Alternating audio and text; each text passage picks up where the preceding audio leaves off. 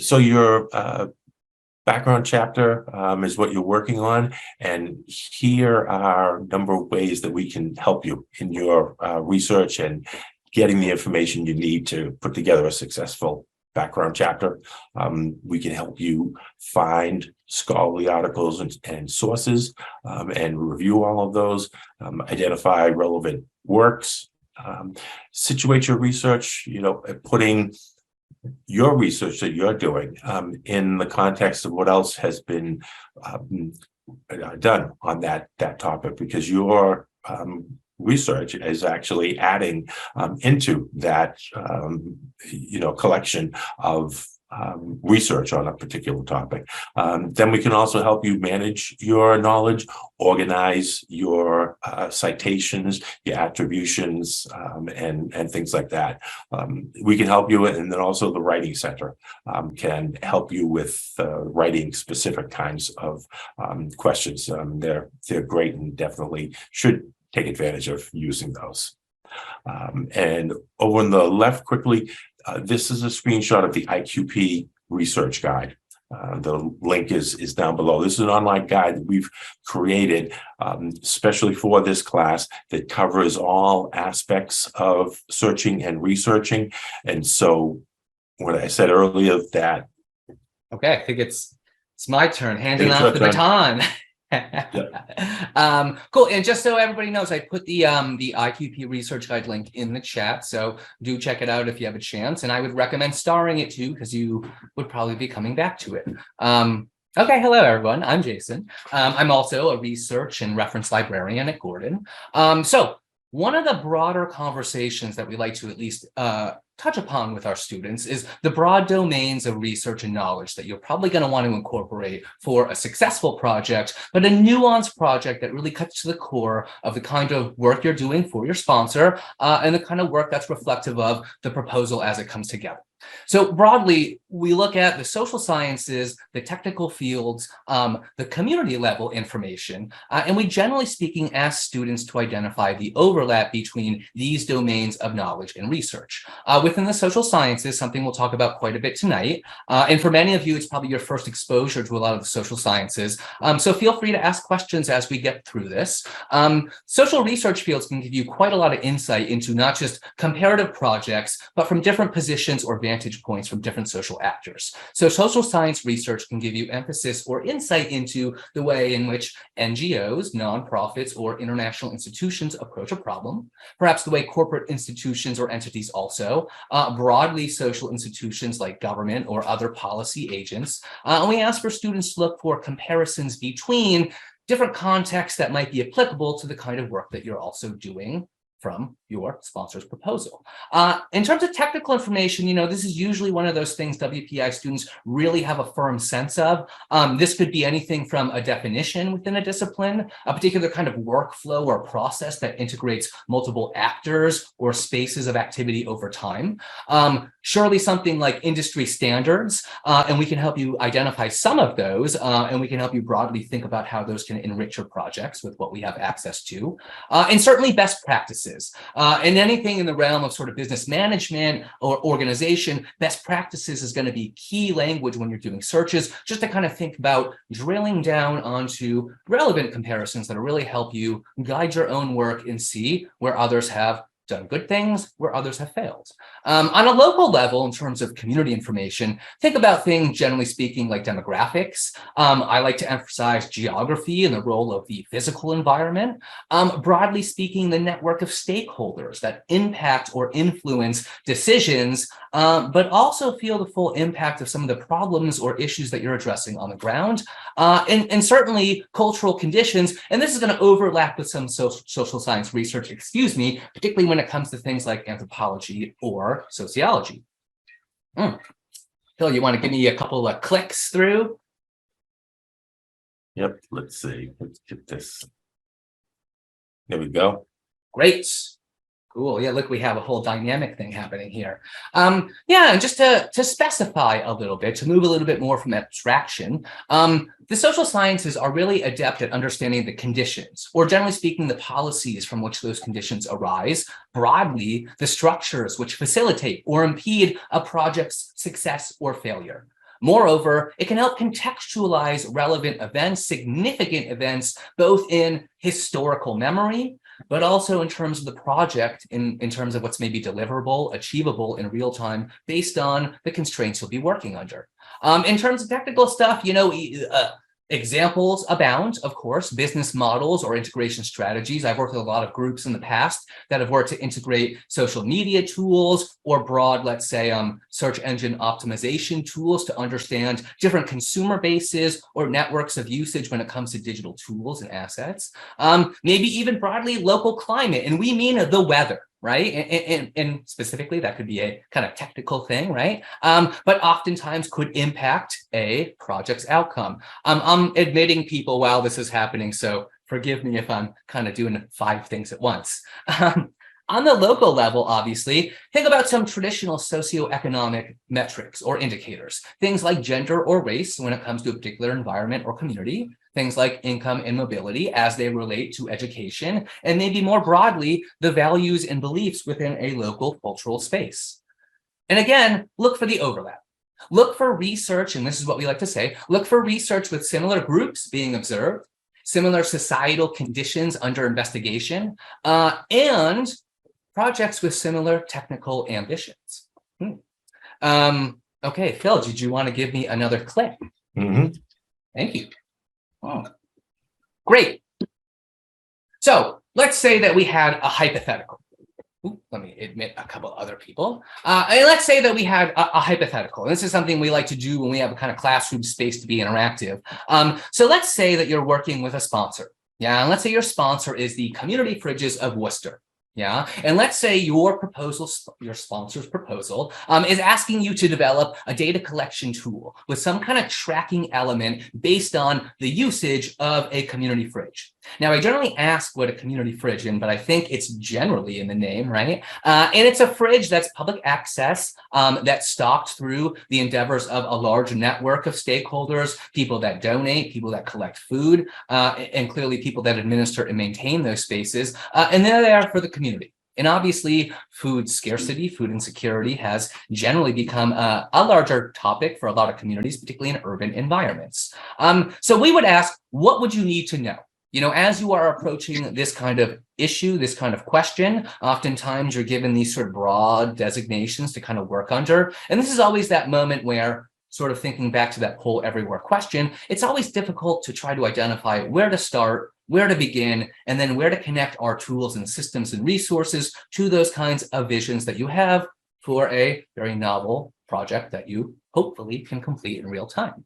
So thinking just broadly about some of the things that we kind of cooked up as a research and instructional team, when it comes to definitions or technical things, you might want to think about things like sensors or tracking software, something with an analytic capacity. You obviously might want to think about broadly the specs of a fridge. And somebody always mentions that when I ask that question to a class. It's something I always never really thought of at first, but then it kind of connects to this next thing, the shelf life of a fridge, and really kind of its usage, right? And the wear and tear it kind of sustains. Would you want like a commercial industrial fridge? Is there a price difference? What is the maintenance? And how does it hold up outdoors, right? If you then think about some specific kind of local community snapshot level information, certainly you'd want to know about general population metrics from the Worcester area. You could find that in the census. There's a wonderful plethora. I saw a great article in the Washington Post the other day about analyzing the census and really kind of the interesting things you can pull out of that. Certainly communities, specifically their cultures that might be most directly affected by problems of food scarcity, and other stakeholders within the network that might be impactful, noteworthy, or could have some skin in the game, so to speak, that could really enrich this experience or provide some meaningful insight based on their own experiences on the ground. And then some of the social science stuff. And this we have to kind of hold ourselves back because you can really go down a rabbit hole here. First thing I would think about is, how would you define food insecurity? And this is something the social research fields can really give you, a stable, defined concept from which others have done the research. And if you think about what food insecurity might mean, this could mean a lot of things on different levels. Is this a caloric conversation, i.e. is this physiological? And obviously there's guidelines and insight into that. But then maybe it's a conversation about consumer prices, right? And the quality of food based on different price points. That's socioeconomic, that's economic, that's politics, that's corporate production of food systems. And then maybe there's a conversation about marginalization, that perhaps there are groups, there are communities that don't have access to food on the basis of things like large-scale infrastructure development or the treatment of immigrant communities as they come to our country.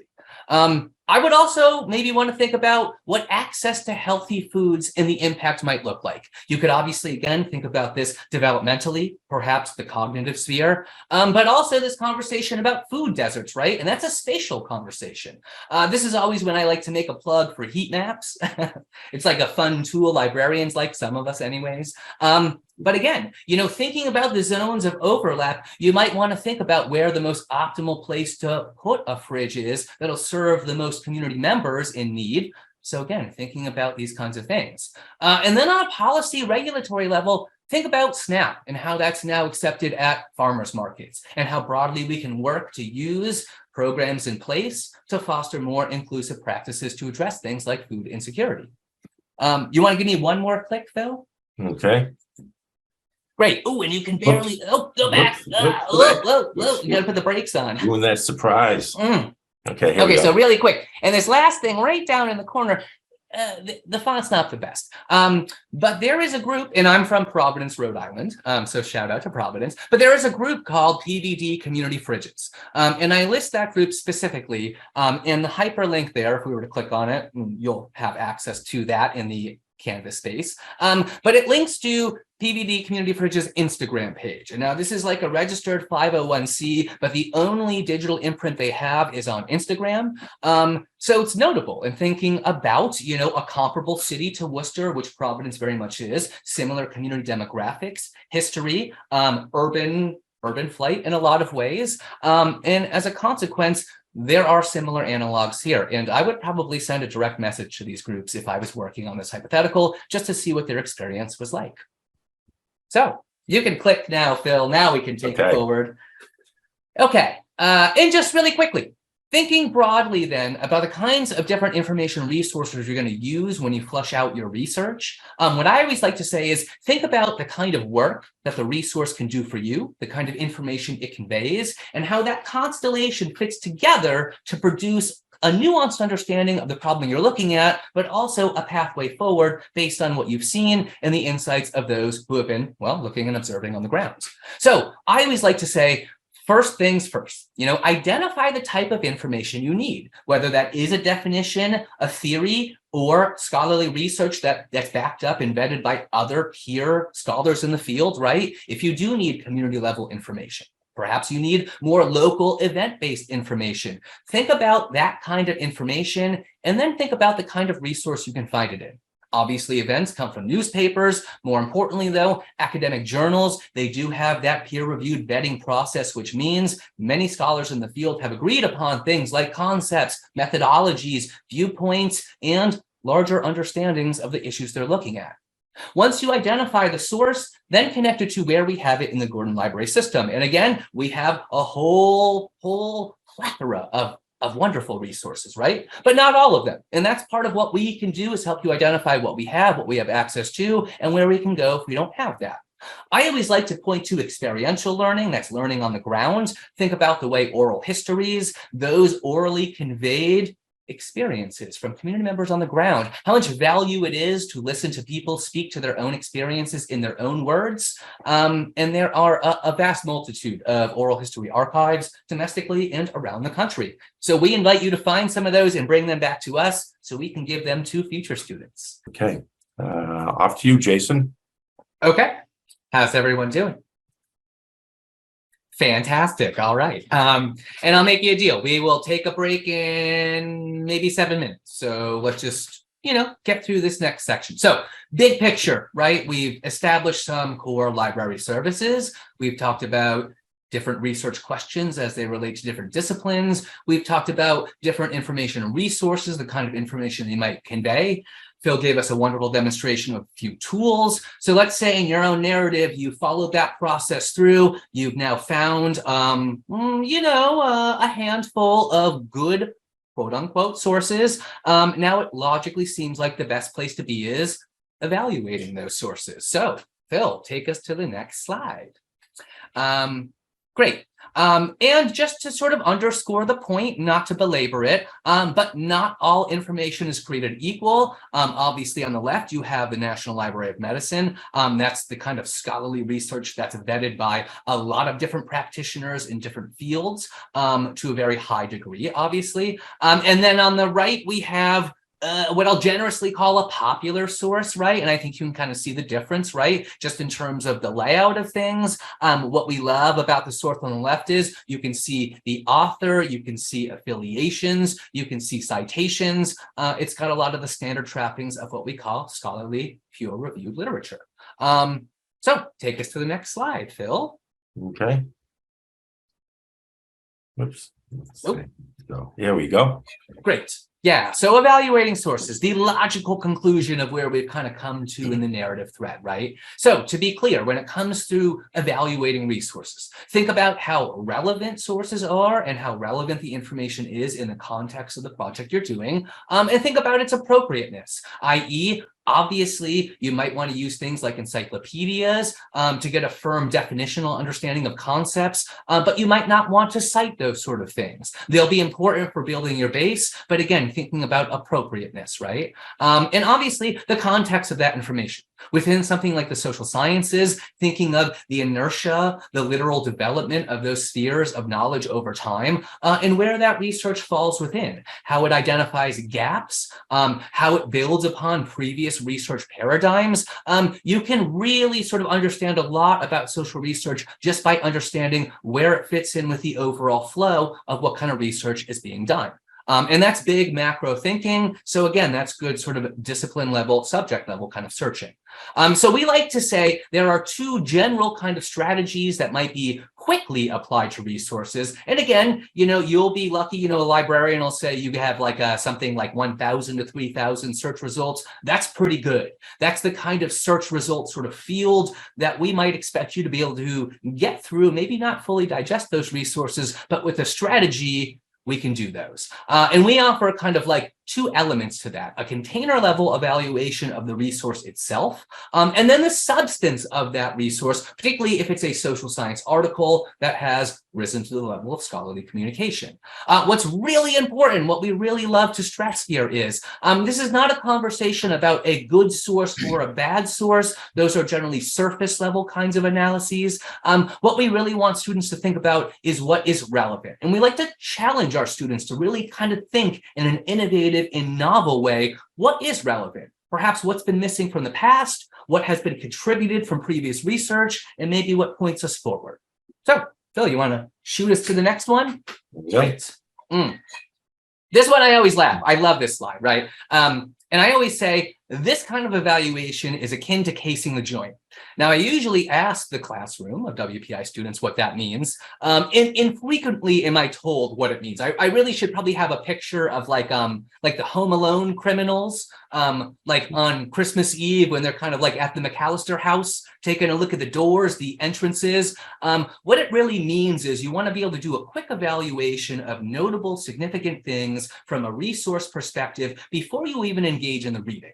What we recommend is you follow the 5 W's formula. And it's all those questions you would probably expect, all the interrogatives: who, what, when, where, and why. And if you can develop a practice where you ask yourself these questions as you are viewing the literal first page of a scholarly article, you'll really be able to at least focus in that first level. If this is something you might want to say, save to Zotero, pass along to a team, or circle back to give a little more nuanced reading.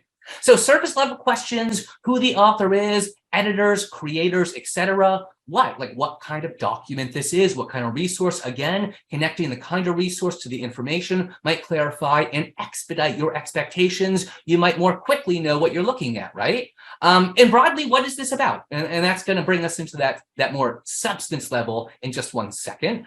When, again, Phil rightly mentioned, there are some fields, medical fields, engineering fields, maybe even international relations that update so regularly, you need hypercurrent information. So think about that.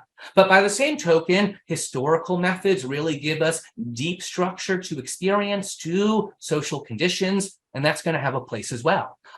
Where do the authors pull their information from?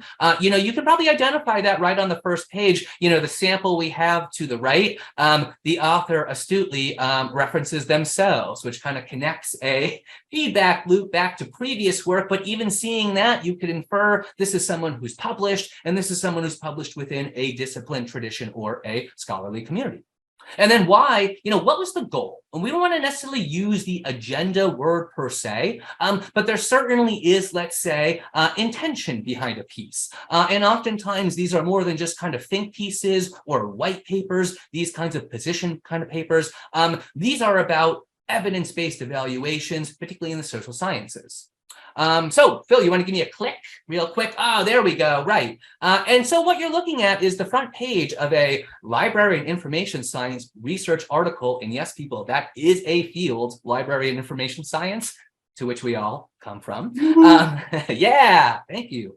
So you can see, looking at the front page of scholarly article, you can identify all of these things, these important features that at least pass that first hurdle of evaluation. You can do this quickly by the eyes, as though you're looking to rob the joints, so to speak.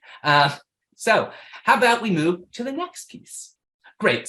Now the abstract, and Phil had mentioned Scopus, and that's a great database, right? What I love about Scopus is it does forefront the abstract of an article, because let's be clear, you want to get into the substance of an article by looking at the abstract. Now, a lot of people might think that you are cheating, that you're cheating the dealer in some way, the card dealer, that is, that you're cheating the dealer, so to speak, by just looking at the abstract, by just trying to identify the most salient, notable, noteworthy, significant things from a research work. But I'm here to tell you that you're not cheating. In fact, you are acting like a savvy, cunning social scientist who also has to wade through a sea of very technical literature, sometimes quite familiar, sometimes quite foreign. So the reality is the abstract is a particular structural element of scholarly publication that lets you cut right through. Yeah. And I always say this, in the words of a brilliant professor at WPI, you're looking for the golden line. A singular sentence probably in that abstract that'll tell you what this was about, why we did it, or the researchers did it, and what the conclusions were. So the abstract will tell you quite a bit, and that's a tight paragraph. And you'll probably find those sentences mixed within various elements of the paper. So the abstract, your first move after you have decidedly evaluated a source to be up to the scholarly vetting process that you would expect, go to the abstract. Phil, flip us. We're almost at break, I promise. The results and discussions. Yeah, and let's be very clear. The way I would read an article is I'd look at that metadata on the front, I'd look at the bibliography, I'd go to the abstract, and then I'd go to the results and the discussion, if it can come out. So what I'm really saying is you're kind of doing a back and forth, right? You're not getting so deep into the work, but you are using the pieces of the work to identify what is significant about it. The results and discussion will restate questions, a methodology, how data was collected. It'll do it very quick, very streamlined. Do check out that results section. The discussion will also situate that work in a broader sphere of knowledge, and it'll also point you in the directions of the frontiers where this research might be going, new questions that have emerged, or things that have been sloughed off as we look forward with the wind at our backs, hopefully. Okay, Phil, you want to switch? Great.